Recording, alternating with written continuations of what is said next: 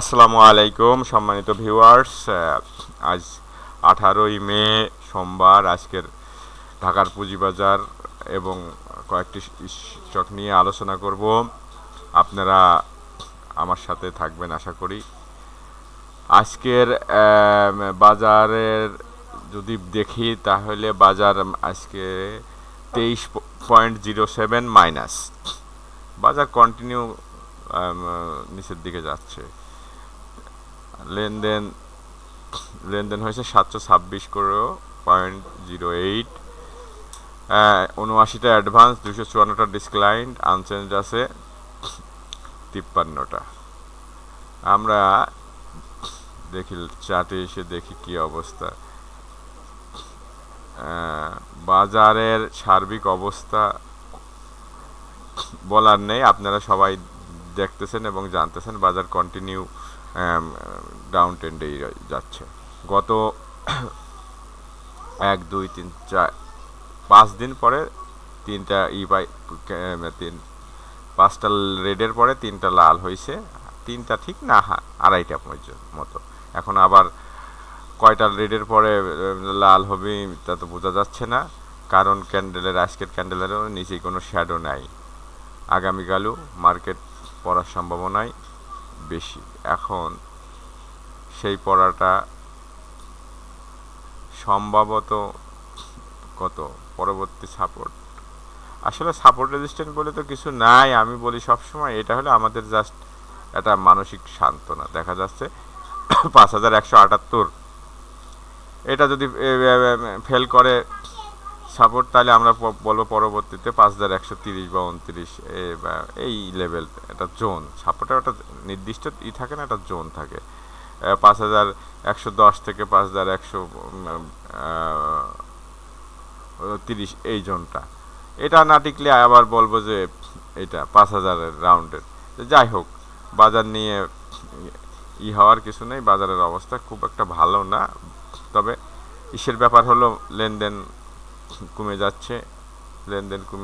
যেহেতু যে কোনো সময় বাউন্স ব্যাক, সেল প্রেশার তাহলে কমে যাচ্ছে। লেনদেন কম হওয়া মানে সেল প্রেশারও কমে যাওয়া, ফলে যে কোনো সময় মার্কেট আবার বাউন্স ব্যাক দিতে পারে।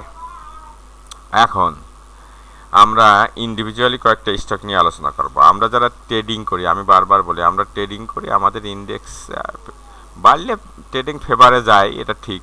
ইন্ডেক্স মাইনাস থাকলে, ইন্ডেক্সের মাইনাসের দিকে থাকলে, মার্কেট ডাউন ট্রেন্ডে থাকলে ট্রেডিং করা কঠিন হয়ে যায়।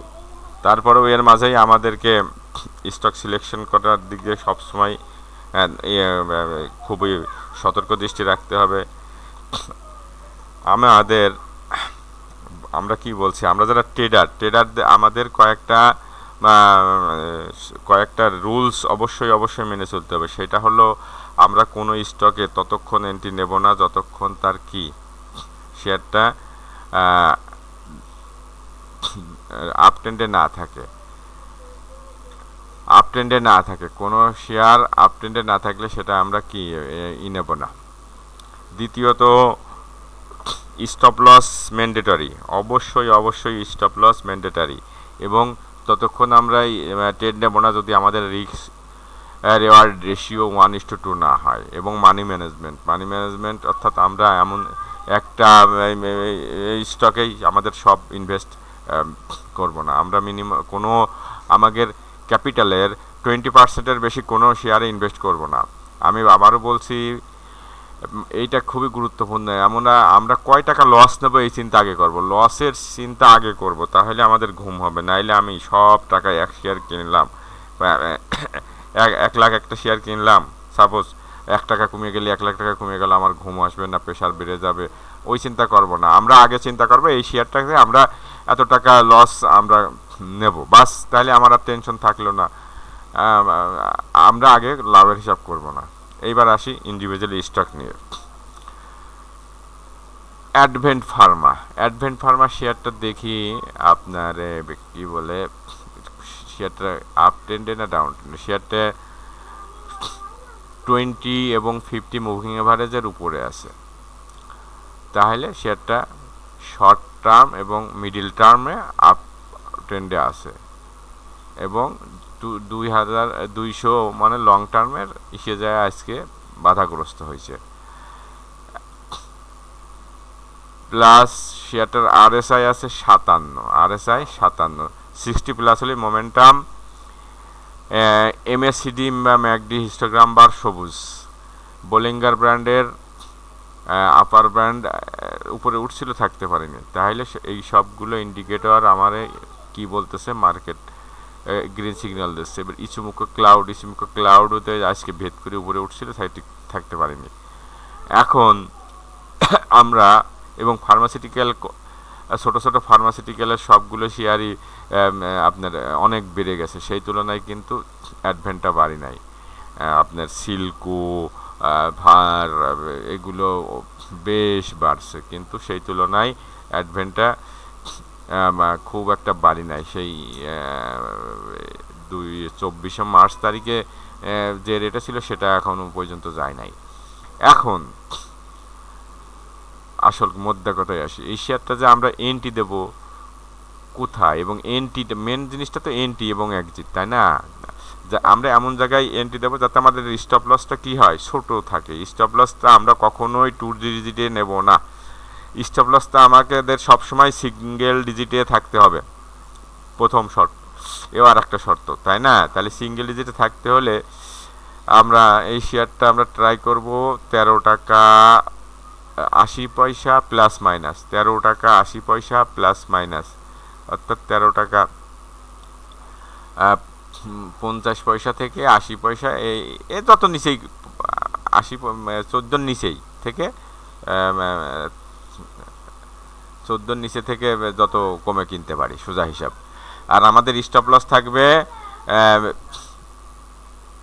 12 টাকা 80 পয়সা, 12 টাকা 80 পয়সা, 12 টাকা 90 পয়সার নিচেই ক্লোজিং দিলে, অর্থাৎ 12 টাকা 80 পয়সা আমাদের স্টপ লস। আমরা 1 টাকা স্টপ লস নেব। তাহলে 1 টাকা যদি স্টপ লস নিই, এটা আমাদের কত পার্সেন্ট হচ্ছে,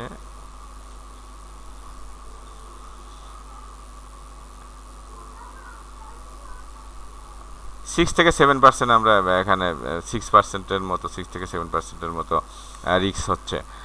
এখন আমাদের টার্গেট থাকবে কত? তাহলে আমি যদি 13 টাকা 80 বা 70 বা 90 এরকম 60 নিই, তাহলে 13 আমার 1 টাকা হলে 13, 14, 15, তাই না? আমাদের 15 টাকা থাকবে প্রথম টার্গেট, 15 টাকা থাকবে। 13, 14, 15, সরি 14 টাকা আমাদের হয়ে যাচ্ছে। 16 টাকা আমাদের প্রথম টার্গেট থাকবে, 16 টাকা, 16 টাকা। পরবর্তী টার্গেট 17, 16 থেকে 17 এর মাঝে। আমরা ধরেন 10,000 শেয়ার কিনলে আমরা 14 থেকে যদি আপনার কত পার্সেন্ট আসে, 13 টাকা 70 পয়সা থেকে 16 টাকা, 13 টাকা 70 পয়সা, 15 টাকা 70 পয়সা বা 80 পয়সায় ধরলাম আমি। তাহলে আমাদের এখানে 15% হয়ে যাচ্ছে। 15% যখন লাভ হয়ে যাবে, আমরা আমাদের 50% শেয়ার ছেড়ে দেব, বাকি শেয়ারটা নিয়ে আমরা দেখবো যে কত দূর ওঠে। তারপরে আবার যদি 20% হয়, আরও অর্ধেক ছেড়ে দিলাম। এইভাবে একবারে কিনবেন না, একবারে বেচবেন না, এইভাবে দেখে দেখে বিক্রি করবেন।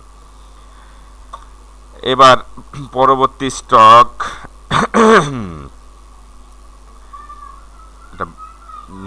নরম শেয়ার দিই, গরম শেয়ার তো প্রায় দিয়ে উঠে। ডাচ বাংলা ব্যাংকের এই শেয়ারটা অনেক দিন সবগুলো ব্যাংকই খেল হয়েছে, কিন্তু ডাচ বাংলা ব্যাংকটা আমার মনে হয় না যে খুব একটা হয়েছে। যাই হোক, এই শেয়ারটা আপনার যারা এটা ইনভেস্টিংয়ের জন্য হবে, আবার ট্রেডারের ট্রেডিং পারপাসেও কিনতে পারবেন। এখন এই শেয়ারটার আমরা কোথায় এন্ট্রি দেব? এই শেয়ারটা আমরা এন্ট্রি দেব 41.50 প্লাস মাইনাস, 41.50 প্লাস মাইনাসে আমরা এন্ট্রি দেব। তাই 41.50-এ আমরা প্লাস মাইনাস এন্ট্রি দেবো এবং আমাদের স্টপ লস থাকবে পুরাপুরি 39 টাকা।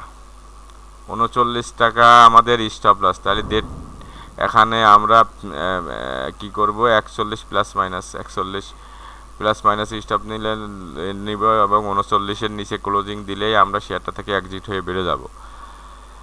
এখন তাহলে আমাদের এখানে কয় টাকা, 2 টাকা আমরা রিস্ক নেব। আমাদের রেওয়ার্ড থাকবে 4 টাকা। তাহলে 41 আর 4 45। আমাদের প্রাথমিক টার্গেট থাকবে 45 টাকা। এর পরের শেয়ার এমারেল্ড অয়েল। কেন এই শেয়ারটাকে আমি বাছাই করলাম, তাই না? প্রশ্ন তো আসবেই, কেন আমি এই শেয়ারটা দেখেন তো, RSI 60 1.56, MACD হিস্টোগ্রামের বার সবুজ, শর্ট টার্ম মুভিং অ্যাভারেজ 20, 50 এবং 200-এর যেখানে রেজিস্ট্যান্স পাইছে। যাই হোক, শর্ট টার্ম এবং মিডল টার্মে কি আছে, উপরে আছে। আর এখন আমি বোলিঙ্গার ব্যান্ড দেখি। বোলিঙ্গার ব্যান্ডের আপার ব্যান্ড, মিডিল আপার ব্যান্ড এই ক্যান্ডেলটা দিয়ে ব্রেক করছে, অর্থাৎ এই ক্যান্ডেলটাই হবে আমাদের এন্ট্রি ক্যান্ডেল। এই ক্যান্ডেলের ভিতরে আমরা যত নিচে নিতে পারি, তাহলে আমাদের এন্ট্রি হবে এখানে 15 টাকা 50 থেকে 16 টাকা। 15 টাকা 50 থেকে 16 টাকার নিচে, সোজাসুজি 16 টাকার নিচে থেকে আমরা যত কমে পারি তত আমরা এন্ট্রি নেব। 16 টাকার নিচে যত কমে পারি তত 16 নিচে যত কমে পারি এন্ট্রি নেব। আর আমাদের স্টপ লস থাকবে কত?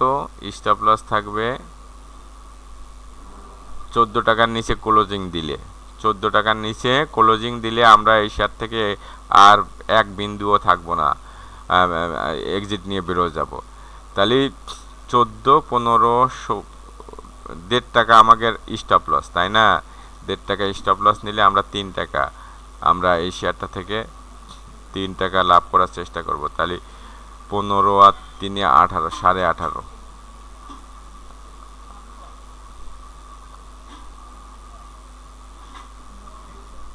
এই শেয়ারটার আমাদের প্রাথমিক টার্গেট থাকবে 19 টাকা।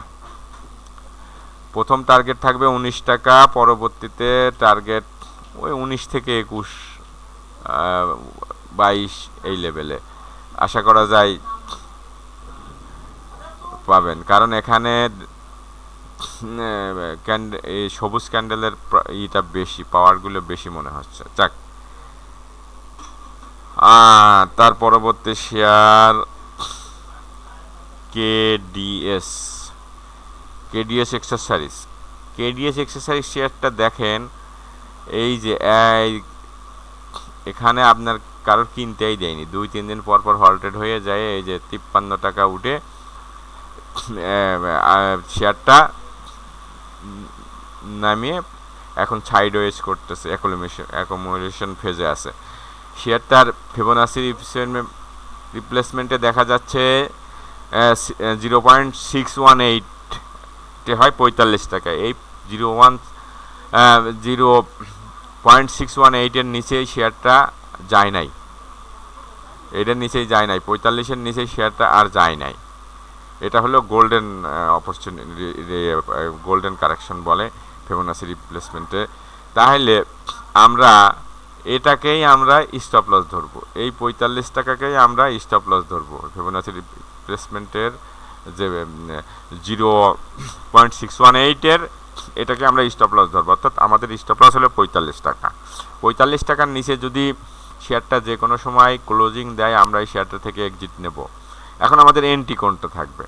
আমাদের এন্ট্রি এই যে 46 থেকে 47, যত কমে নিতে পারি, যত চিপে নিতে পারি। মার্কেট খারাপ হলে এই হবে। তবে আমরা আর একটা কথা সবসময় বলি, কোনো শেয়ারের পিছনে ধাওয়া করব না, দৌড়াবো না। আমরা অলওয়েজ শেয়ারের আমাদের আওতার মধ্যে আসলে আমরা এন্ট্রি নেব। আহ, এইটা তাহলে আমরা ধরেন 47, 45, 46, 50, 46, যত 47-এর থেকে 46-এর মধ্যে যত পারি আমরা একবারে কোনো শেয়ার কিনবো না, আস্তে আস্তে কিনবেন, সমস্যা কি, দেখে শুনে কিনবেন, একদিনে 2 দিনে। তাহলে আমি যদি সেখানে ধরলাম 47-এও যদি এন্ট্রি দিই, আমার 45, 46 টাকা 70-80 পয়সা আমার কি বলে কমিশন টমিশন দিয়ে 47 টাকায় কিনলাম, আর আমার স্টপ লস কত, 45 টাকা। তাহলে 2 টাকা আমার স্টপ লস, 2 টাকা স্টপ লস, 2:1 আপনার 45 আর 47 আর 4, 7 4 51, তাই না? 51 টাকা, 51 টাকা আমার প্রথম টার্গেট হবে। 51 থেকে 52 টাকার ভিতরে আমি শেয়ারটা থেকে এক্সিট নেব। পরবর্তী শেয়ার পরবর্তী শেয়ার এনপি,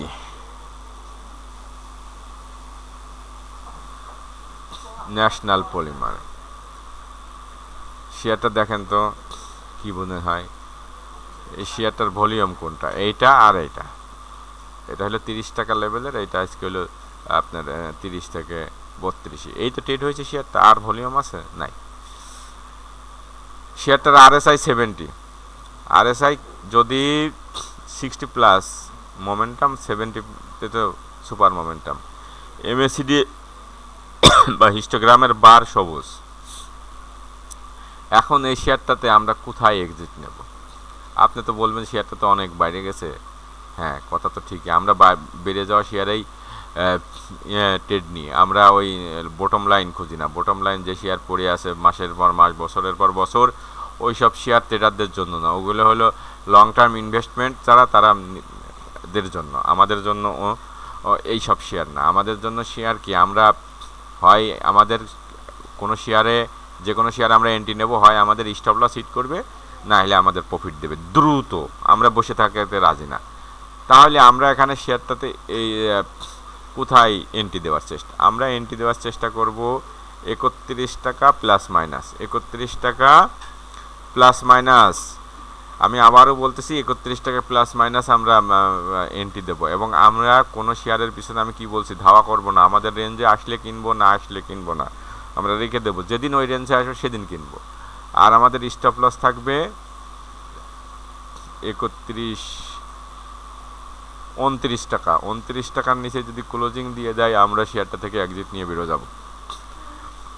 তাহলে 31 থেকে 29, 2 টাকা, 2 টাকা হলে আমাদের টার্গেট থাকবে 31 থেকে 4 টাকা। আমাদের 2:1 রেশিও অনুযায়ী 4 টাকাই থাকবে, টার্গেট থাকবে। আমাদের প্রথম টার্গেট থাকবে 36, 35 থেকে 36।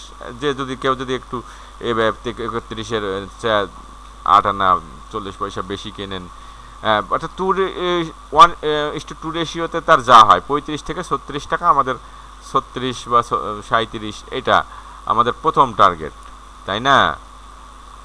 পরবর্তী টার্গেট এই শেয়ারটা আরও হয়তো হতে পারে। এই শেয়ারটা যদি এখান থেকে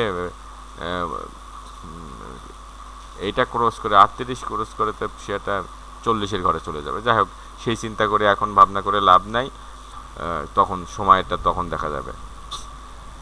সর্বশেষ আর একটা স্টক নিয়ে আলোচনা করব, ভিডিও লম্বা হয়ে যাচ্ছে। নিটোল ইন্স্যুরেন্স। নিটোল ইন্স্যুরেন্স শেয়ারে, সেক্টরে সব শেয়ারই কম বেশি বাড়ছে, কিন্তু নিটোলটা ছোট শেয়ার হিসাবে বাড়ি নাই, এবং এর বাড়ার অনেক আছে, আমার কাছে মনে হচ্ছে বাড়ার অনেক স্পেস আছে। আর শেয়ারটা আজকে একটা ড্রাগন ফ্লাই ক্যান্ডেল করছে। এখন প্রথমত আমাদের কি সূত্র কি, শেয়ারটা প্রথমত থাকতে হবে কি, আপ ট্রেন্ডে থাকতে হবে। শেয়ারটা আপ ট্রেন্ডে আছে, এটা বুঝবো কি করে, চোখেই তো বোঝা যায়। তারপরেও আমি এই যে মুভিং এভারেজ 20 এবং 50-র উপরে আছে, 200 দেখি, 200-এর উপরে আছে। অর্থাৎ শর্ট টার্ম, লং টার্ম এবং middle term short term, middle term এবং লং টার্ম তিনটা ইসেই উপরে আছে। বাকিটা দেখি RSI 57.66, 60 হলে মোমেন্টাম, এখন মোমেন্টাম পাই নাই, মোমেন্টামের কাছাকাছি।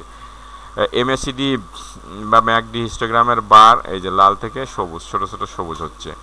প্লাস বোলিঙ্গার ব্র্যান্ডের মিডিল ব্যান্ড ক্রস করছে আজকে। ইচুমুখো ক্লাউডে দেখেন, ক্লাউডের উপরে আছে। তাহলে সবগুলো ইন্ডিকেটর আমাদেরকে গ্রিন সিগন্যাল দিচ্ছে, অতএব এই শেয়ারটা আমরা এন্ট্রি দেব। এই শেয়ারটা আমরা এন্ট্রি দেব এই 31 টাকার নিচেই, অর্থাৎ 30 টাকা 50 পয়সা থেকে প্লাস মাইনাস আমরা এন্ট্রি দেব। আর আমাদের স্টপ লস থাকবে এই যে 28 টাকা 80 পয়সার নিচে ক্লোজ দিলে, মনে রাখবেন 28 টাকা 80 পয়সার নিচে ক্লোজ দিলে আমরা এই শেয়ারটা থেকে বের হয়ে যাব, এক্সিট নেব। এখন আমাদের টার্গেট থাকবে কত, আমরা যদি